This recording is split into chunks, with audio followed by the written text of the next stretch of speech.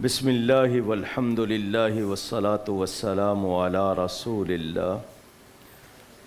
Doctor صاحب نے ابھی آپ کو ان کو پہنچنے والے کچھ پیغامات جن کو آپ حسن کلام کہہ لیں تنزیہ طور پر آپ کے سامنے رکھے۔ میرے پاس جتنے ہیں میں اس میں سے کوئی ایک بھی نہیں دکھا رہا، لیکن میرے پاس بھی آئے۔ ہمارا جرم کیا ہے؟ ڈاکٹر عامر لیاقت کا کل جو موضوع تھا میں آپ کے سامنے دوبارہ یاد دہانی کراتا ہوں۔ یا تو سازش تھی کہ پہلا سوال حضرت علی کرم اللہ تعالی وجہ الکریم مولا کائنات کے خلاف کیا گیا، فضا بنانے کی کوشش کی، ہم نے اس پر بھی وہی بات ختم کر دی، ڈاکٹر صاحب نے جواب دے دیا ہمارے تک نہ۔ پھر یہاں سے ایک بچی نے سوال کیا، اس نے بھی وہی سوال کہ اس میں باقی صحابہ اور پھر حضرت معاویہ تک ذکر گیا، وہ بھی بڑے طریقے سے نبھا دیا گیا، کوئی اختلاف پیدا نہیں کیا گیا۔ اس کے بعد بات ہو رہی تھی، ڈاکٹر صاحب نے موقع دیا جبکہ ایک اور سوال آیا کہ آپ بھی کچھ کہیے، ذکر آیا تھا حضرت علی کا، تو آپ بھی کچھ کہیے، اہل حدیث کو بھی لوگ سننا چاہتے ہیں۔ اس پر جو کچھ ہوا وہ سب کے سامنے ہے۔ ڈاکٹر صاحب کا اٹھتے تک یہی مطالبہ تھا کہ آپ توجیہ جو کر رہے ہیں کس کے لیے کر رہے ہیں؟ اس شخص کے لیے جس کو ابھی آپ نے سنا۔ اور میں نے اس کے بعد یہاں کھڑے ہو کے کہا تھا، میں آج بھی اپنے الفاظ دہرا رہا ہوں، وہ مسلمان تو کیا، جس کا نام ذاکر نائک، مسلمان تو کیا وہ انسان کہلانے کے بھی لائق نہیں ہے۔ یہ بات کل کی نہیں ہے، میں بہت پرانا اس کے بارے میں جو جان رہا ہوں، چیخ رہا ہوں۔ میں نے اس کو 6 مرتبہ ٹی وی پر ہی چیلنج کیا، سامنے آؤ بات کرو، لیکن وہ اس طرح کے لوگ نہیں ہیں، ان کو بے نقاب کر دیا گیا، کیا سوال ہوتے تھے کیا نہیں ہوتے تھے۔ اب وہ بات ایک طرف، وہ ہمارے ایمان کی بات ہے، وہ جو بک رہا ہے، کیونکہ کہنے کی ایک حد ہے، بکنے کی حد نہیں، وہ جو بک رہا ہے اس کو لگام دینا بھی انشاءاللہ تمام مسلمانوں کا کام۔ اس شخص پر کیا الزام تھا؟ اس کو یہ پرانی ایک بات کہ صحابہ کرام کے بارے میں اس سے بات نکلی، اس نے توبہ کی، شکر کرو اس کو توبہ کی توفیق ہے، تمہیں تو وہ بھی نہیں ہے، تم تو بڑی بڑی باتیں کہہ کے توبہ نہیں کرتے ہو، اس نے تو توبہ کی۔ اب توبہ کے بعد اس کو پھر دوبارہ وہی کہہ رہے ہو، تو شاید حدیث میں یہ بھی ہے کہ جو توبہ کے بعد کسی کو اسی جرم کا بار بار تانا دے، خود اس جرم میں مبتلا ہو جاتا ہے۔ کیوں جی، ہے ایسی روایت یا نہیں ہے؟ ایک، اگر توبہ قبول نہیں ہے تو حضرت وحشی جنہوں نے سید الشہداء کو قتل کیا تھا، وہ صحابی بنے یا نہیں بنے؟ ان کو رضی اللہ عنہ کہا جائے گا یا نہیں؟ اور اگر عامر لیاقت برا تھا، صحابہ کا گستاخ تھا، تو اس کے ساتھ آ کے بیٹھے کیوں؟ سوال ہے یہ، کیوں بیٹھے اس کے ساتھ؟ بلکہ پرسوں ان کے الفاظ تھے کہ مجھے آپ کے سوا کہیں مزہ نہیں آتا۔ تو پھر یہ منافقت نہیں ہے تو کیا ہے؟ ہم قرآن حدیث کے پابند، ہمارے سامنے نبی سے لے کر ولی تک جتنے بھی لیٹے ہوئے ہیں ان کو پڑے ہوئے بت کہا گیا، معاذ اللہ۔ اور 11ویں کے کھانے کے لیے، پھر صحابہ کے لیے، ان کو حضرت علی کی تعریف پسند نہیں ہے تو تم نہ سنو۔ ہم تو علی کے نام پہ جیتے ہیں، علی کے نام پہ مرتے ہیں۔ ہم صدیق اکبر کے غلام، ہم فاروق اعظم کے غلام، ہم ذو النورین سیدنا عثمان غنی کے غلام، ہم صحابہ کے اور اہل بیت کے نام پر جانے دینے والے لوگ ہیں، نہ ان سے نبی کی تعریف۔ اچھا، جس مرضی کی بات کر لو، یہ کہہ دو کہ جی شیطان حاضر ناظر ہے، مان لیں گے، شیطان سنتا ہے مان لیں گے، شیطان دیکھتا ہے مان لیں گے، میں کہوں گا میرا نبی نورانی طور پر حاضر و ناظر ہے تو نہیں مانیں گے۔ تو چڑ تو نبی سے ہے، چڑ تو علی سے ہے، نام عامر لیاقت کا لگا دیا۔ تو اب وہ سن لیں کہ جہاں تک پرانا الزام صحابہ والا، وہ علل اعلان ٹیلی ویژن پر علماء کے سامنے کئی مرتبہ توبہ کر چکا، اور ہم ظاہر کے مطابق اس کی توبہ کے بارے میں بیان دے چکے۔ اب اس پر اس کو طعنہ دینا یہ کیا کام ہے؟ یہ حدیث میں بھی واضح ہے، قرآن میں بھی واضح ہے، جو ایسا کر رہا ہے وہ شریعت کے مطابق نہیں کر رہا۔ ہم مقلد ہیں، وہ غیر مقلد ہیں۔ بات آتی ہے، انہوں نے ہم پر یہاں بیٹھ کے کہا کہ ہمارا موقف قرآن و سنت کے مطابق نہیں، ہمارے ساتھ بدتمیزی کی، ہم نے سہ لی، مگر جب بات آئی نبی کی، ابھی وہ شخص کہہ رہا ہے کہ ہمارے لیے محمد صلی اللہ علیہ وسلم کو ماننا حرام۔ کیا کوئی مسلمان اتنے لفظ برداشت کرے گا؟ کوئی سنے گا؟ پوچھ رہا ہوں آپ سے جو یہاں بیٹھے ہیں وہ۔ اب ہمارے پاس بات سن لیجئے، ڈاکٹر عامر لیاقت کو اور مجھ گناہگار کو، وہ مجھ سے نیک ہوگا، میں تو دنیا کا سب سے گناہگار، بلکہ مجھ جیسا ڈھونڈے سے گناہگار نہیں ملے گا۔ مجھے ایک نہیں 1000 گالیاں دو، پیٹ نہ بھرے تو 1,00,000 دو، نہیں بھرے تو 1 کروڑ دو، شکر ہے جب تک مجھے گالیاں دو گے، میرے نبی اور مولا علی سے تو گالیوں سے تو رکے رہو گے۔ واہ واہ واہ۔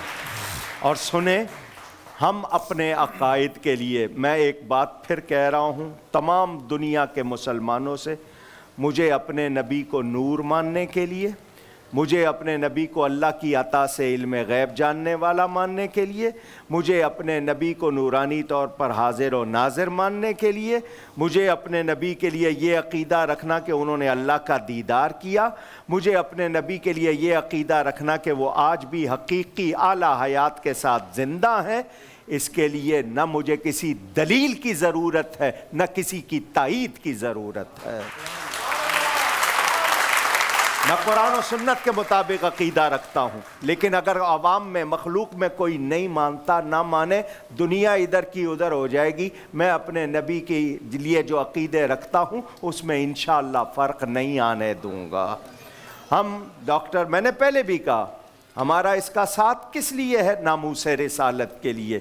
اور یہ جو کلپ آپ نے دیکھا، یہ کوئی مسلمان برداشت نہیں کر سکتا۔ تو جو کسی گستاخ کی حمایت کرے، گستاخ ہو یا گستاخ کی حمایت کرے یا گستاخ کے لیے نرم گوشہ رکھے، نہ عامر لیاقت اس کے لیے رعایت کرے گا، نہ کوکب نورانی رعایت کرے گا۔ یہ کٹ سکتے ہیں، نبی کے نام پہ بک نہیں سکتے۔ یہ واضح کر رہا ہوں۔ بول انتظامیہ نے جو فیصلہ کیا ہے وہ ان کا، ہم نے یہاں پر کوئی چیز ایسی کریٹ نہیں کی۔ ہماری ڈاکٹر صاحب سے جتنے عرصے سے جہاں جہاں جس چینل میں رہے، ساری ریکارڈنگ یوٹیوب پر، فیس بک پر موجود ہے۔ ایک نکال کے دکھائی جائے کہ ہم نے فرقہ واریت کی کوشش کی ہو، ایک بتائی جائے کہ ہم نے غلط زبان استعمال کی ہو، لیکن جو زبان استعمال کی گئی کیسے برداشت ہو گئی، میں نے اس کا بتایا آپ کو۔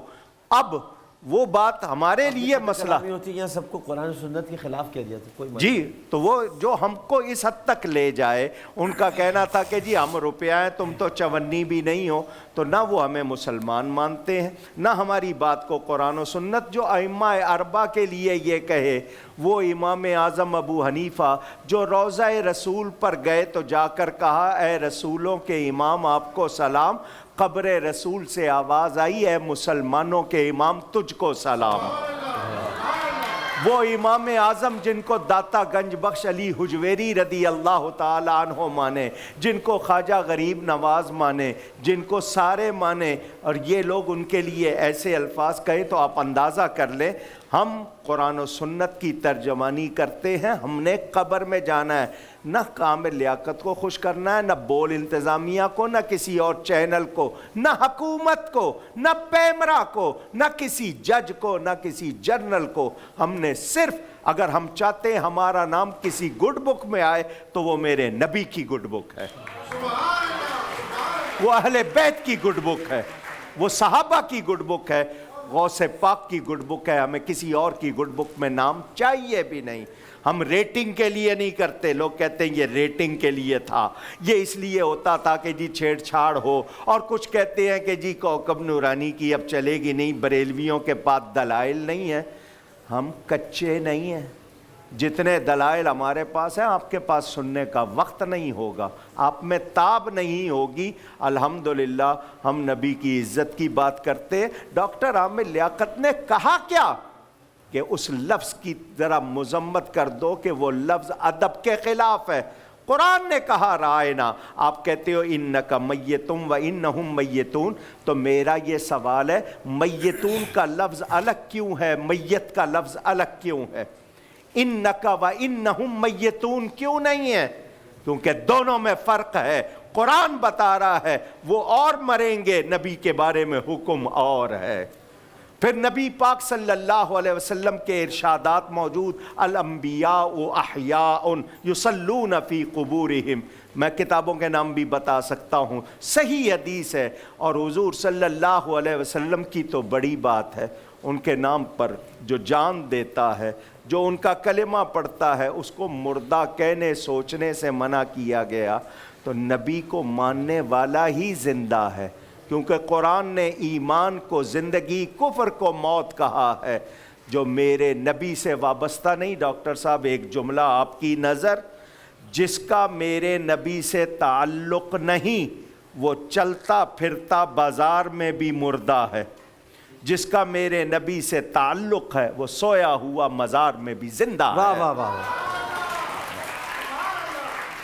تو ان لوگوں کو بڑی محبت سے کہہ رہے ہیں کہ یہ اسٹیج محبت کے لیے, دین کے لیے ہے, ذاتیات کے لیے نہیں ہے.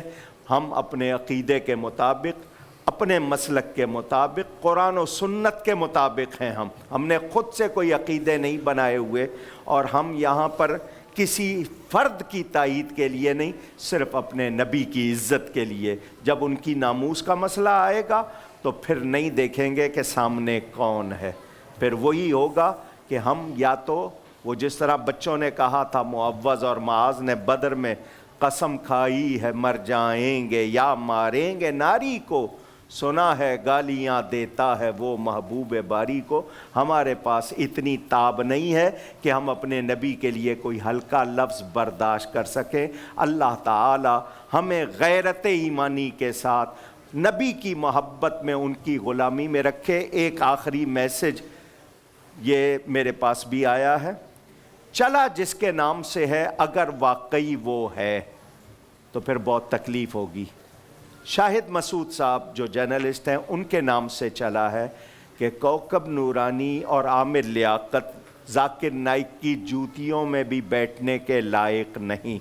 اگر یہ انہی کی اپنی ہے تو میں ان سے کہوں گا کہ آپ نے اگر یہ خود چڑھائی ہے تو اس کو ہٹا لیجئے. ہاں, ہم اس کی جوتیوں میں بیٹھنے کے لائق واقعی نہیں ہے, کیونکہ وہ اس لائق کو نالائق ہے. ہم نبی کی جوتیوں میں بیٹھتے ہیں, نبی کی جوتیاں اپنے سروں پہ سجاتے ہیں. وہ چیز کیا ہے, مجھ سے لفظ نہ نکلوائیے, میں اپنی شٹ کو اس سے اچھا سمجھتا ہوں.